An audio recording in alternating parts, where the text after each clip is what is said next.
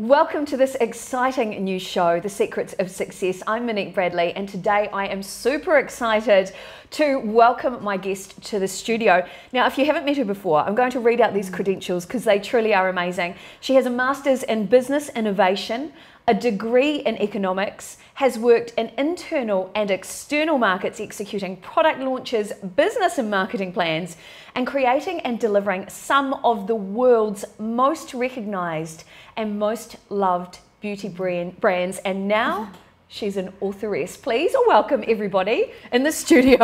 Bernadette Soares, welcome to the show. Thank you so much. You make it sound so good. But looking at your credentials, Bernadette, checking you out online, you have this incredible pedigree behind you of success after success. So it's a real honor here to have you here in the studio. And really, I want to pick your brains. So many people have messaged me saying, you've got Bernadette coming into the studio. They want to pick their brains. And that's what today's live stream is about. While we're live today, you are more than welcome to say hi, ask questions about entrepreneurship, being in business.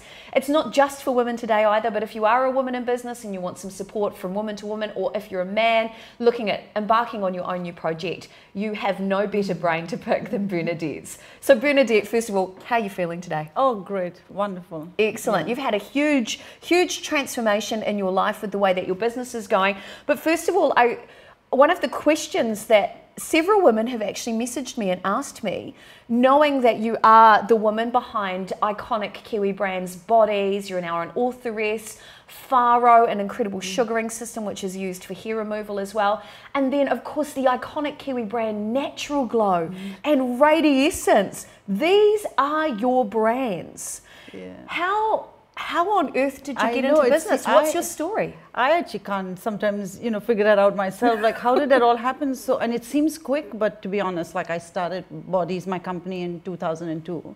So it's a good 16 years. So just with Natural Glow, I know everyone asks me, how the heck do you have Natural Glow? So I know I should answer that question because people always want to know that. So I think it was in 2008.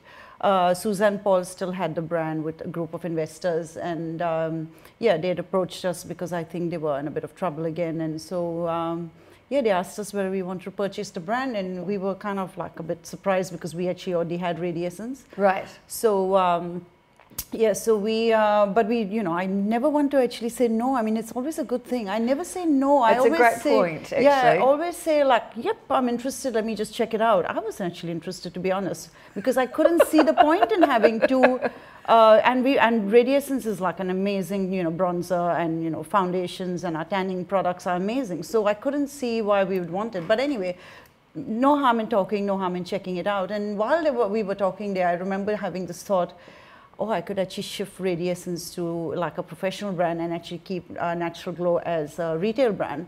And also, if we did get it, it would mean that we would actually have two brands, which would be easier for us, and we'd just take one of our competitors out by actually owning them. I love that. So by owning both of the brands, you've got a hold on the market. Exactly. How wonderful. So So let's go back in your timeline before you even stumbled across Radiessence and Natural Glow. Before that, did you grow up in a family of entrepreneurs? How did you develop your entrepreneur mindset? Yeah, I was really fortunate. I was the youngest of 5 kids, and my parents obviously didn't have too much time, as you can imagine, with 5 children. That's a lot of kids. And in India, like you do everything, you shop every day and do all that. So my mom, even though she was a stay-at-home mom, was a very, very busy mom. So my grandfather actually took charge, I feel like, of me and brought me up a lot and taught me all sorts of things, told me stories, encouraged me. And most of all, he told me stories about his wife, who was very entrepreneurial. So in the 1930s, she would buy property across India. And she bought property in swampland, which people like kind of mocked her for it, like, oh my gosh, like, what is she thinking? Anyway, she actually died she died at 56, so she didn't actually get to enjoy the spoils of it. But when I had grown up, and she was, maybe died by 10 years or maybe even 15 years by then, that was prime real estate. Right. So, but he brought me up with she took a huge risk in buying up swampland. Yep. Because she believed in in the potential of the land. Because in 30 years, she could see 30 years into the future, because literally that's what happened. 30 years, she bought this swampland. It was just not the best pieces of land that she bought, because that's all she could afford. Right. But she just took a chance and bought it. And in 30 years' time, I mean, we were sitting on prime real estate, and just even the place that we were living in, you know, just the way she negotiated, the way she made things happen. It was like impossible for a woman who didn't have an income. But she got my dad, she had 2 sons, my dad and his brother. She got them that every time they got their salary, and they had to give her the salary, and she gave them pocket money. And mind you, this is the 30s, so I don't think I could do that with my kids right now. I have to think of far more innovative ways to fund my business. But yeah, so she actually, got their salaries, and she gave them pocket money, and she used their salaries and bank loans or loans, not bank loans. I don't think they were bank loans. I think just loans from people. And she managed to fund these ventures. She used that money to make money. Yeah, absolutely. Which is, that's an entrepreneurial mindset for sure. Yeah. How fantastic. I'm just going to check. Hello, Barbara Cohorn Van Meeten-Nevens. Is that a friend of yours? No, probably? Oh, no, hello. Hello. And there's been so many people who have popped in this morning. Let me zoom up the live stream. Shailesh, hi, good to see you as well today. James Burns, great to see you. Ernan, good to see you as well. Hope your legs have recovered after we sugared them. Hello, Ray Lindstrom, great to see you. Fantastic. Shona James, Marion Shrama, Natalie Small, great to see you on the stream as well. And thanks everybody for popping in and saying hello. If you've got any questions while we're live, hi Donna Angel as well. We love hearing from you, so feel free to pop in and ask your questions. We're talking about being a woman in business, or being a human in business really, what it is to be successful, how to have that success mindset. And today Bernadette's going to share with you a really valuable tool that will help you on your own journey to finding your purpose, your passion, and turning that into your pathway to success. So you grew up in India, you grew up in a family with an entrepreneurial mindset. When did you come to New Zealand and when did you start your business? So I got married at 20, like what's 1 month before my 21st birthday, turned 21, and then next month after that, or 2 months after that, came to New Zealand. I was married by this stage. I just got married before my 21st birthday and came here with my husband. He already had a job. He was 8 years older than me, so he had a contract here. So I had 2 options, either to come here or go to Germany, where he had another offer there in Germany. Right. And we decided to come to New Zealand. So at that stage, did you have your own business? No. So I was just 21, finished my degree in economics and commerce. I just finished university in India, and I'd got a degree in economics and commerce. So came here, and we just came with $500 US. So did you know anybody when you came to New Zealand? Not a soul. Yeah, not a soul. I mean, it was the strangest thing to do. That's mind-blowing. Yeah, I know. It was just like, but you're 21, you feel you're a bit bulletproof. Ready to take on the world, right? Yeah, and also I always figure out, I always do that even with business. It's like, what's the worst case scenario? And generally the worst case scenario doesn't appear so bad. So I like that. So many valid tips in today's live stream already. Use money to make money. What's the worst that could happen? Yeah, exactly. So many great tips. So the worst case sidnario was we'd work, get some money and buy a ticket and go back home. And we'd always have home to go to, yes, there'd always be somewhere to live, even if we were back, didn't have much money or whatever.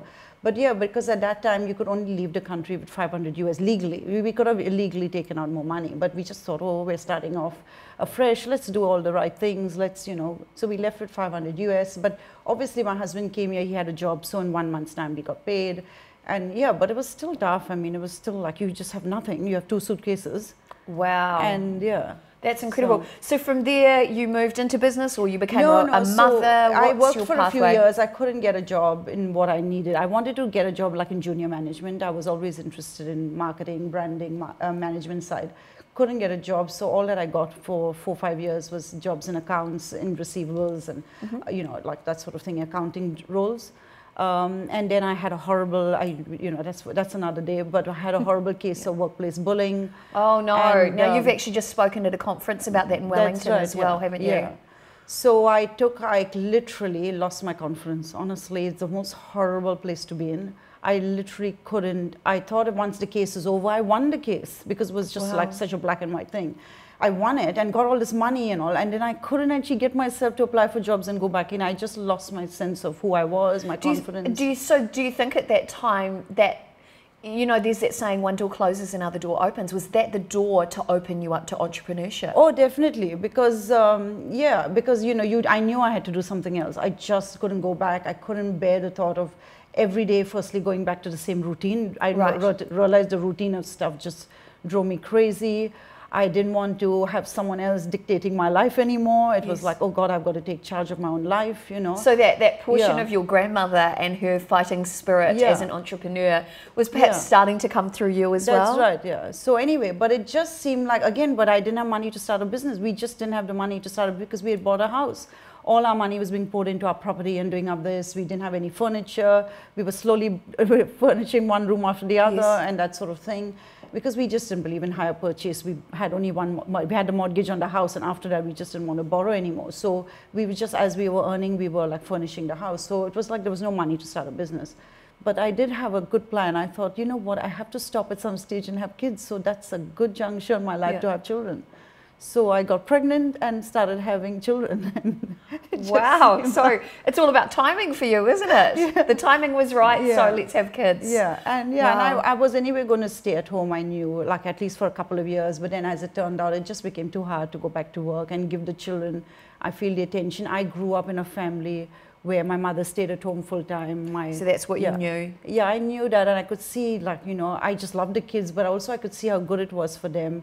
And even though it was a challenge, because I grew up in different times where I had house help, my mom had we had 2 or 3 servants and, Right. you know, stuff that way. Whereas I grew up without, I mean, here I had no help at all. So you end up doing everything, which was a And challenge. is that jumping into your business? Because I know from working with you, you're really hands-on in your business. Do you think it was coming to New Zealand that made you realise, I now have to do everything? It's my business, it's my life. I'm going to take control of every aspect Yeah. before I put somebody into those roles to grow that business? Yeah, it's both. But necessity, I didn't have the money to necessarily take on someone for it. Right. In fact, my first staff, which I called staff, was a housekeeper. Because I realized that's the most important thing. If I'm busy working all day, the last thing I want to see is a house in a mess. I totally agree. Yeah. I need Yeah. one myself. So it was absolutely amazing. understand. I came home always to a clean house, and also it meant I gave my kids all the attention that they needed. You know, when I did, this is when I started a business. Yes. But actually, when I stayed at home for 11 and a half years, now when I look back, I actually did several, you know, like schemes and things I joined, like I did. I sold a lot of things. A friend and myself, we started a clothing brand called, her name was Karen, and with my name Bernadette, we called it Cabin Designs. And Oh, I love it. yeah, and we did these crazy Great. things. We didn't, I think we worked out one day, we made about $2 an hour. Wow. But because when you... But you enjoyed the process of the business. Yeah, we enjoyed the process of the business. We went out and sold. I had to do deals with people, negotiate with kindies how we would sell and then give them 10%. So all those things, just making contacts, you know, negotiating, doing price lists. Right, Yeah. so drawing on your entrepreneurial mindset, but also your qualifications That's in, right, in commerce and that business sense really started as a mum. So you essentially started out as a mumpreneur working from home. That's right. Yeah. How fantastic. And now that's grown into this empire that is Bernadette Soares and just everything that you stand for, which is about good quality products, great value. That's what your company brand value really stands for, and being able to take those products to the people. So jump forward into, oh, hello everybody. Hi, Nilesh Patel. Good to see you as well. So jumping forward into into the development of brand value as a company. So this is your company that encompasses Faro, Bodies, Natural Glow, and Radiessence, which is behind us. How did you create that incredible empire of a company? Yeah, so it doesn't all happen, as you know. It doesn't happen all overnight. No, that's true. And also you have like, it's, you know, if you have to liken business to a bit of a roller coaster ride, you know, like, Yes. so when you're on the down, you have to just be happy and think, okay, it's fine, because actually the up is coming quite soon, and, you know, brace That's yourself true. for it.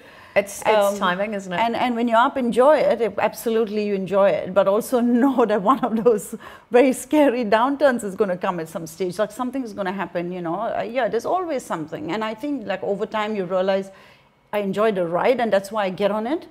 You don't learn to complain that, oh my gosh, this is horrible down, because that's what you sign up for. You know what I mean? So yeah. So yeah, it just happened slowly over time. And actually, to be honest, I didn't sit down and think right in the beginning, oh, I'm going to have this big empire of 4 brands, all the best brands that I really love. It just, opportunities came up, and I bought the next thing and the next thing. So Bodies was the one I started from scratch and was my home. I started at home cooking on my stovetop. And then in 2007, I actually teamed up with a group of investors. and got on board, but I didn't own Radiessence. They only gave me a 25% share in it. Right. And I actually worked for them and ran Bodies at the same time. So I was like doing both because they needed, it was just an opportunity. They needed a woman to run the brand. They couldn't find a woman. And the only woman they found was me, which was like so again, the right timing, and you were in the right place. And I'm also not afraid to actually negotiate. So like I remember when they came to me, I just said, I'm actually not interested in a job. Wow. And it's like, I'm actually interested in a business, and what can you offer me? And it's like, you know, I wasn't willing to take anything less than 25%, and I was going to tell them what I needed to be paid. So at this stage, I was actually paying myself little or nothing, pretty much actually nothing.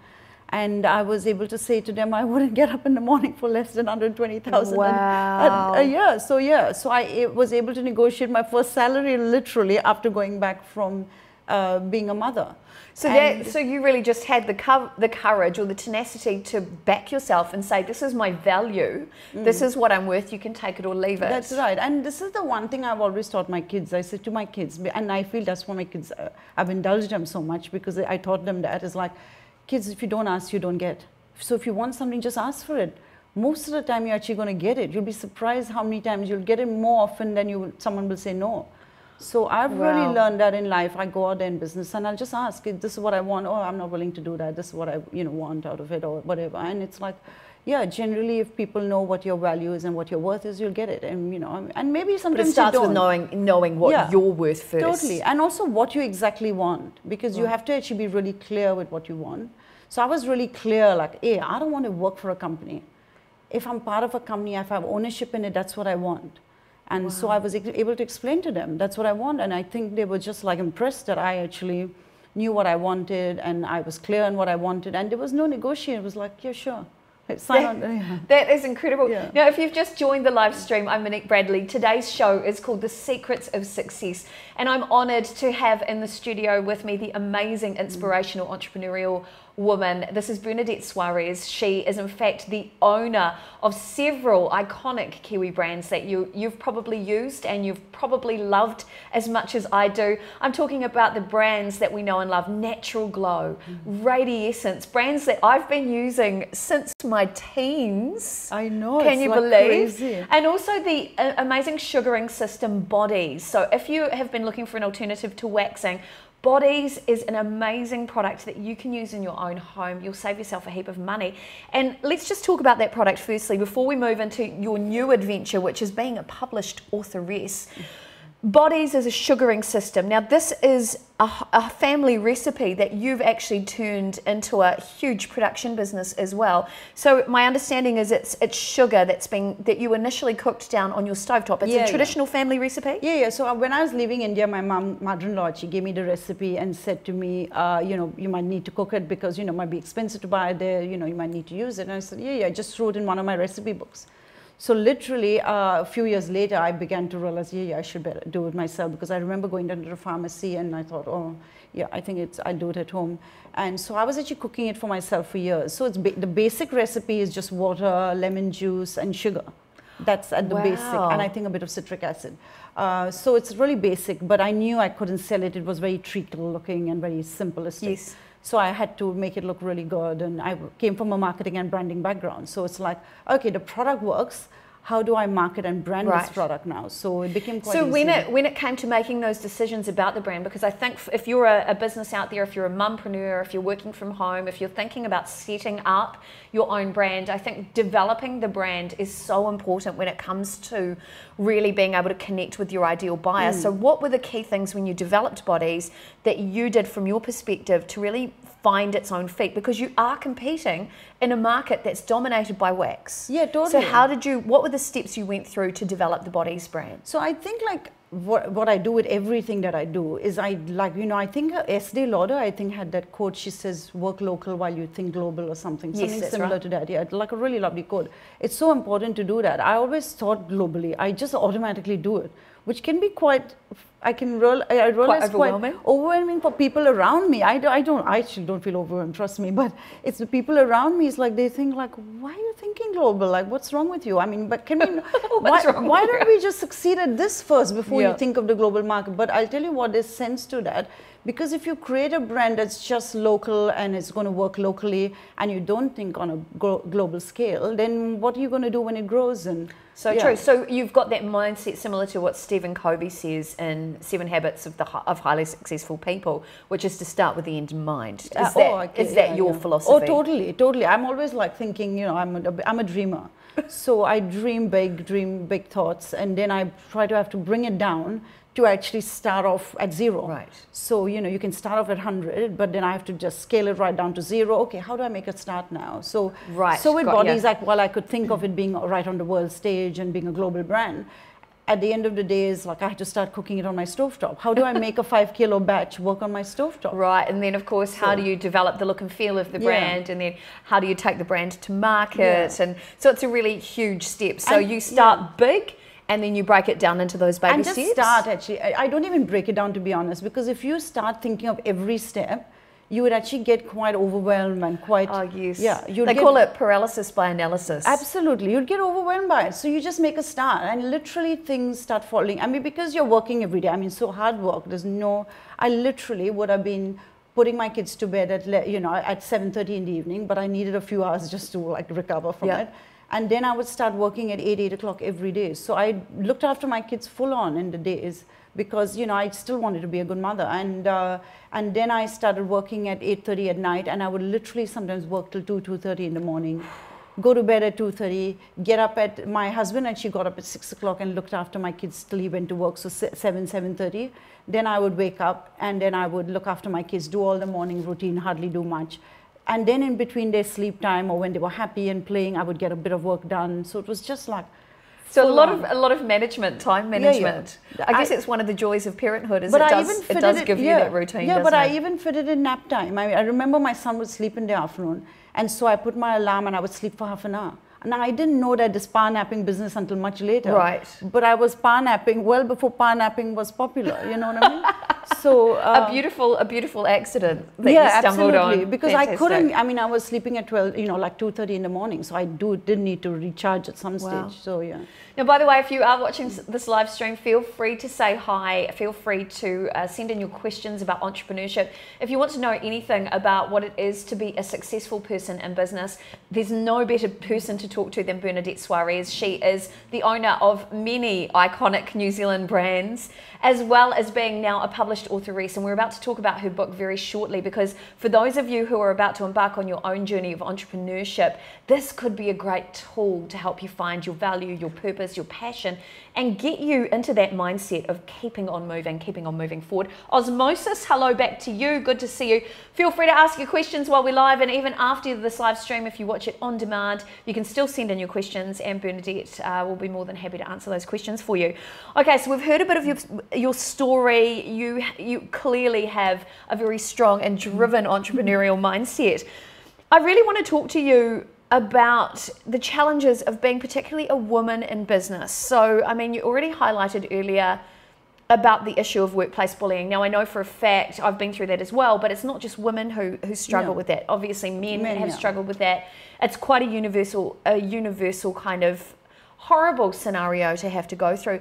But specifically as a woman in business, we want to drill down into that. What do you think have been some of your biggest challenges, and what have you done to overcome that? Yeah, so I think when you have, like, you know, when I started, my youngest boy was 2.5, so I had a 2.5, 4, or like a 5-year-old and a 6.5-year-old, so that's sort of around. And you're primary caregiver then? Yeah, I'm a primary caregiver, exactly. I don't have any help, didn't have even family at that stage, so not even a mother to help me part-time here and there, you know, a couple of hours.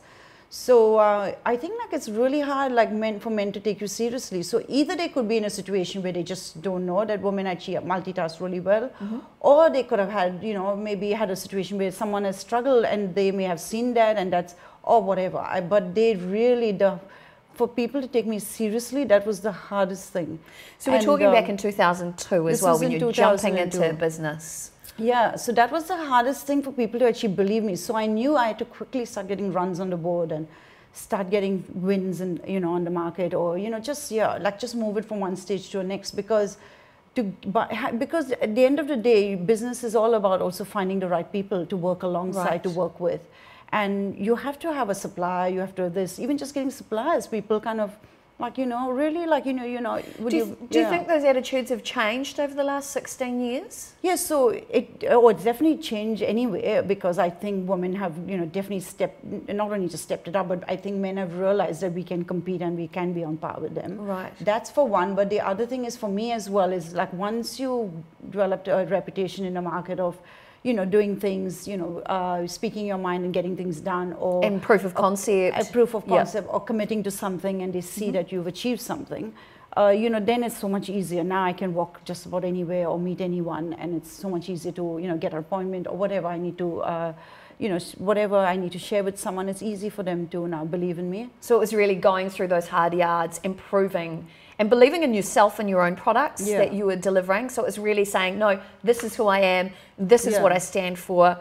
You can either jump on board or watch my watch the dust fly up behind me. You don't say that, you know, it's so hard to say that in the beginning. Now I kind of will not say that as well now. But now if someone doesn't believe me, I just like move on, because it's like no point. I mean, you know, I mean, but now it's far and few in between. Right. But yeah, in the beginning, it's really hard to get that sort of that endorsement from people, that someone, you know, for people to just believe in you. So if you're someone new and you're looking for people to start believing in you, like that's not going to happen overnight. So you have to start believing in yourself. So that's why I say to people, you just have to, like in the beginning, believe in yourself 10 times over. Because literally it's very hard. Everyone will doubt you. I mean, sometimes even close family can doubt you. Of course. Like, really? Do you think so that? True. You know, you think that's really going to happen? And so I learned in the beginning, the less I said, the better it was. Because better to have less doubters than to have a whole group of doubters behind you. It's like, so true. Yeah. At the moment, Lady Gaga is online talking about the A Star Is Born. So she was cast in that by Bradley Cooper.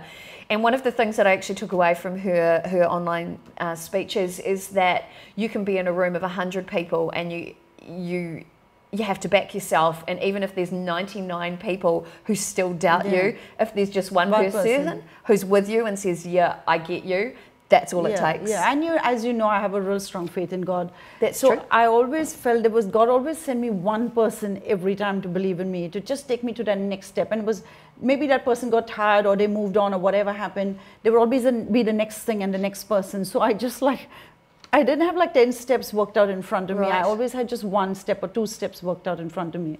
So it's not about seeing the. I guess it's like driving in the dark, isn't it? You can't see the end destination, but you can see the next 200 meters in front of you. And you just have to believe that the road is there. That you're not actually going to have a massive drop after 200 meters. The road is going to be further. You just can't see it right now. Gotcha.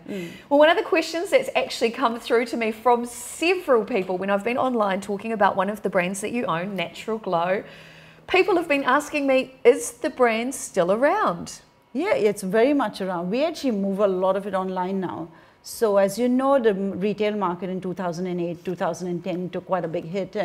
And they were obviously struggling, the retail market. So I don't blame them, but they began to demand much more of our suppliers as a way in margin and what they wanted us to deliver. It just became unviable to actually support them as a business and run our business and be profitable. So in 2010, I developed our online store. I mean, we would have been one of the first people to develop our online store and And so we just basically take most of our business online now to, So from that point, for business owners who are, say, in retail, you know, that was a big risk for you to go from retail to purely online. Is that something you'd recommend to other retailers? I think or that's other the business way owners? the market is moving now. You know, we've become, you know, the technology has changed so fast. And like even just now having your, you know, whether it's, you know, people are on apps all the time, you know what I mean? Just looking at the next thing. I use them all the time. I shop online all the time. Exactly. So, so we've just changed. You have to just constantly watch what's happening. I mean, look at you. I mean, the fact that I'm with you, you're doing stuff. That's right. Is because that like you're at the forefront of what's actually happening, and it takes sometimes people 2 or 3 years to catch up with it. I feel like I'm always nosing around. I'm really curious. I'm always finding out what's the next thing, and I'm always the first on the bandwagon of things because I'm just curious, I think, and I find out things, you know. I think I have a similar mindset. I know what we do here with these interviews and these shows is quite ahead of what the market is actually doing, but this is something I purely believe in. So when it comes to how important is the vision and the belief in your business when it comes to taking it to the next step, would you say go, you know, make that risk, and if you feel it's the right way to go, back yourself, or would you say do your research, follow the existing trend? Where would you go when it comes to taking the business to the next level? Yeah, you definitely have to do some research, and but you can research and research and research till the cows come home and not get anywhere. So you do a bit of research and a bit of homework, and of course, and how big is the risk? I mean, like, that's also another question. If it's not that big, I just take the plunge and see what happens. Yeah, and what's the worst that could happen? That's what you were saying earlier. What's the worst that can happen? You can lose, some thousands, but it's not like as bad as probably not moving forward and actually losing out on all, the opportunities and all the sales that actually would have occurred anyway. I love it. I love it. That's great. That's super exciting. Hi, everybody on the live stream. Hi, Carol Ann Lewis. Good to see you. I can see your name popping up there. By the way, while we're live, you are more than welcome to ask any questions of Bernadette. She's a highly successful entrepreneurial woman. She's a woman of amazing inspiration and innovation and ideas. So this is your opportunity to pick her brains while we have her live for the next probably 8 to 10 minutes. So make sure you message in shortly. Now, the next evolution of Bernadette's journey, aside from her company Brand Value, which is the owner of many iconic Kiwi brands, her next adventure or evolution is in fact becoming an authoress. How on earth did you move into this arena? What was the calling there to create your new book, Outrageous Living, which is truly amazing? Yeah, so over the years, as you can imagine, I've done quite a lot of speaking engagements and been asked to speak at various things and, various sort of business or church or different sort of, places to speak at. And so I've always had great feedback from people, like they love what I say or my thoughts or whatever. So I've always been encouraged by that. But also I'm traveling and living life and doing things. I think a lot about things. I'm quite a deep thinker.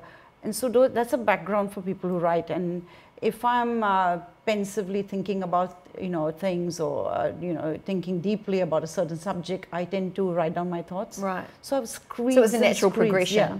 I have screeds and screeds of things that I write, and just for the sheer heck of putting down my thoughts somewhere so that I can empty my head and get some new thoughts. Yeah, and sleep and get some new thoughts. But what triggered you to write? Was it somebody saying, oh, you'd make a fantastic writer? Or did you wake up going, right, I'm going to write a book? How did that? Because that's a whole different, this is different from distribution of a product or creating a product and developing it and selling it nationwide. In fact, selling these products internationally.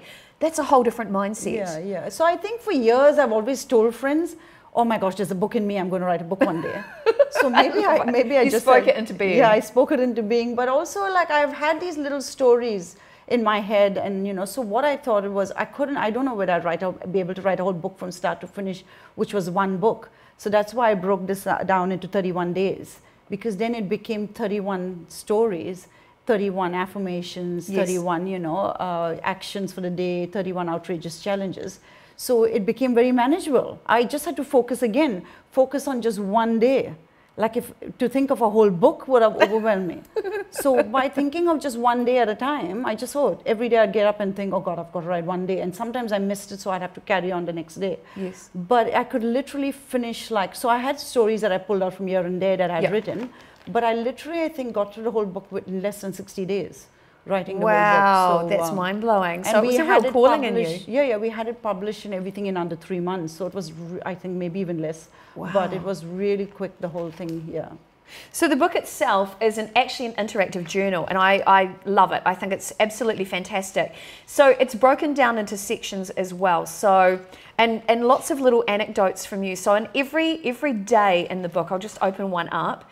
You have in here, first of all, opening up the book, you've got a personal word, which is a story or a lesson from something that you might, so one of these things that's been on your mind, which has come out. Then you have an affirmation for the day. Affirmations are so powerful for reprogramming the mind. And to be honest, that has changed my life, because I went to and that's what maybe sparked it actually in March of this year. Went to and I can't believe it's all happened so quick. Went to a Mind Power course with Robin Banks. Yeah, I'm a big fan of Robin Banks. So went to a Mind Power course, and there was all about affirmations. And literally at that course, I made up my mind. Oh my gosh, that book I always told people I'm going to do it. And what happened is affirmations became, after that, such a big part of my life. In fact, I think I do that on day 5. Yes. I talk about what had happened, and it became such a big part of my life. So one of the things, when I went to the course, I realized that I say to myself a lot, was saying to myself a lot since 2010. This is 2018. So for 8 damn years, oh my gosh, I feel a bit broken. Oh, wow. And you say that to yourself every day, 365 days of the year. Maybe I didn't say it, I'm exaggerating. I didn't say it every day, but I said it a lot. Or it's stuck in your mindset it's because stuck in my mind, there's that neural pathway that's been created in the brain. Yeah, so something happened in 2010, which was like, traumatic and, with extended family and stuff that way. And it was, I never quite got over it. And things had changed in my life quite drastically since that time. And so I just felt like things were not fixed and they were not right. So instead of acknowledging that, just moving on, I just kept this stuck record, I'm feeling quite broken, I'm feeling quite broken. And I realized at that course, my God, tomorrow when I go back, I'm going to stop that. And get a new story and get a new story going in my head, Beautiful. And that's what I think I wrote on day 5, was that affirmation on day 5, which was, I can't remember now, but I'll come back to it surely anyway. So after the affirmation, you've got a contemplation of the day. So that's a thought, like in one of the days, I'm just looking here, you're talking about the power of the word. And that's essentially resonating with what you're talking about, that I was brought up to believe that thoughts are living things, and that when we create that statement and it becomes our truth or our story, we start to become aware that we have to be really mindful of our thoughts because they create our reality. Right. That was my understanding, and a lot of that kind of resonates with that contemplation of the day. And then you've got an action of the day and an outrageous challenge, and the whole concept of the book is about outrageous living. And really taking you forward step by step, day by day, over 31 days of how to reprogram your mind and essentially create that outrageous and fulfilling life that you really want. How on earth did you make that happen? I mean, even coming up with the concept of breaking down each day into those sections. Where did that inspiration come from? I don't know. I think because I just naturally do that. I'm always challenging myself. So, I think it just came from the fact that I would have loved to read that. I want something every day to, I need to affirm in my life. I need to think about some things every day, which I do. I think quite deeply. I'm a very deep thinker. So sometimes people know I'm not there. I'm actually because you're in your head. I love that. Yeah, but I'm thinking quite deeply about stuff, and then I love to challenge myself to do something that will just push the boundaries or push me to not fear anymore. Fear is like a big thing that I always want to overcome. Right. And I'm always pushing myself to overcome fear. Yeah, I recently, a couple of months, just a month, maybe 6-8 weeks ago, walked on fire. So I mean, that's mind-blowing. Yeah, so. And I guess what you're saying and what I'm taking from today's show is really the power of your mindset and the power of your intention. If you've got that in the right place, you can achieve anything. Would you agree with that? Yeah, totally. Beautiful. So the content in here is incredibly powerful. As an example, day 8, the contemplation for the day or the affirmation is, my mind is so much more powerful than I could imagine. I will train it to think only positive thoughts today. I mean, even just reading that aloud, something happens in my body. I feel so, it's almost like going, there I am. Is that the intention for each day? To have that feeling or to have that brain space to find clarity that day? That's right. And then if you're saying that to yourself and you're affirming that to yourself on that day, when a negative thought comes in your mind, it's like, you'll hold yourself to, and challenge yourself. Okay, I'm not thinking that thought, that's gone, it's over. I'm going to just think positive thoughts today, you know what I mean? So so the book actually was so much written for me. And I actually sent it to the publishers, and I said, what do you think? I think I had like 4 days or something done. And they said to me, oh my gosh, you've got to publish. It's amazing. Oh, wow. This is really good. When can you have it done? And I had 4 days, but because I never say no, like, I can't and I won't, it's just not in my vocabulary literally. I said, sure, I can have it to you by end of July. I think I had like about 40 days to do it in or something at that stage. My goodness. So it was no pressure. It was no pressure, but I knew if I put a plan together, I literally went straight after that conversation to my calendar and just started putting the days. Okay, this day, so and so, I wrote down which days had to be finished by that day. So so I knew every day, okay, day 6 has to be done, day 8 has to be done, day 10 has to be done, and Right, I love it. Fantastic, so very well organised. Now, one of the stories that really stuck out for me was actually on day 23. Day 23, so the reading there for the day is, my success in life is determined by the quality of my thoughts that are optimistic, positive, encouraging, and empowering. And on that day, you actually share in your personal word the story of growing up in India, and that you had people who looked after your home, and you had essentially a nanny. And understanding, which you had no idea of as a child, the understanding of the class system. Yeah.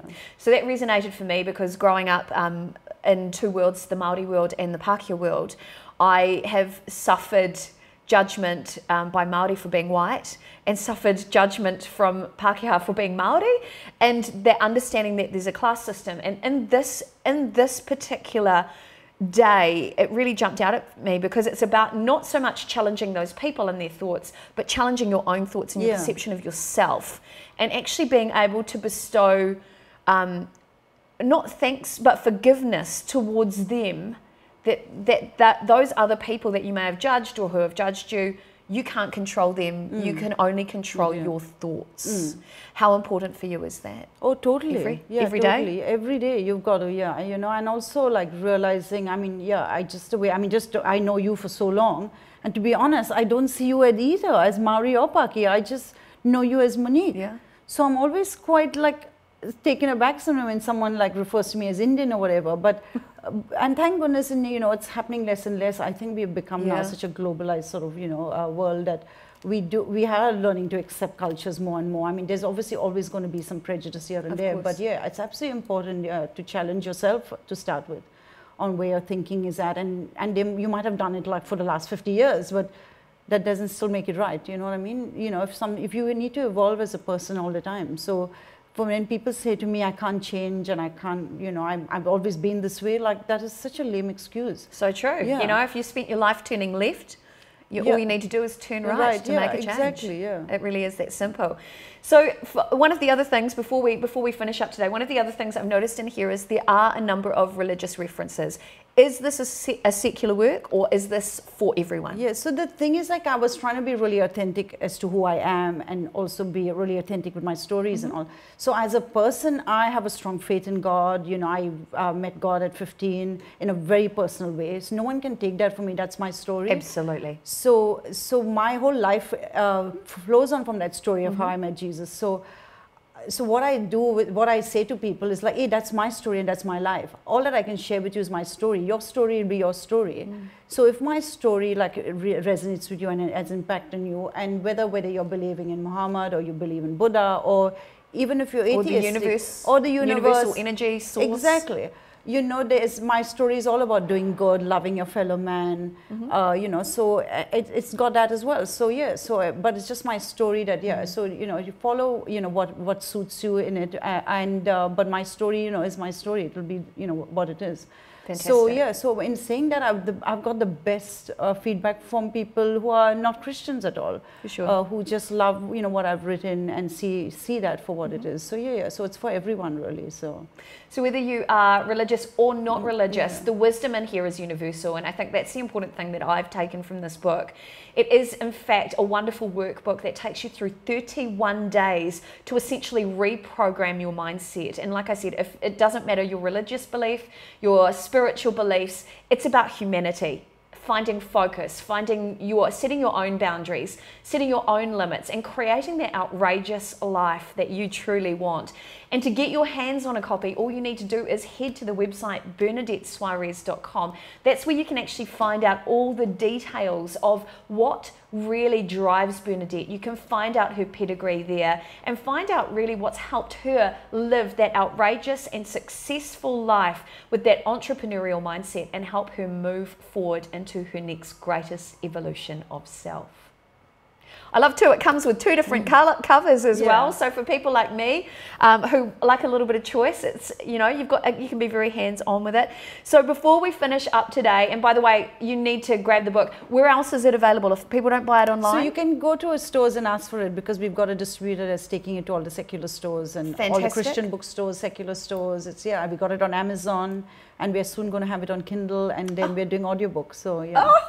It just grows and grows and grows. And remember too, it's not just a secular work, so it is for the wider community as well. In fact, I met a life coach some years ago who was the least spiritual person I have ever met. But on meeting me, she said, the God in me acknowledges the God in you. And I think that's really the message that you're taking here. Whether you're religious, from a religious background or spiritual background at all, or not, this is a fantastic workbook, and it will take you through those 31 days to help you live that outrageous and amazing life you love.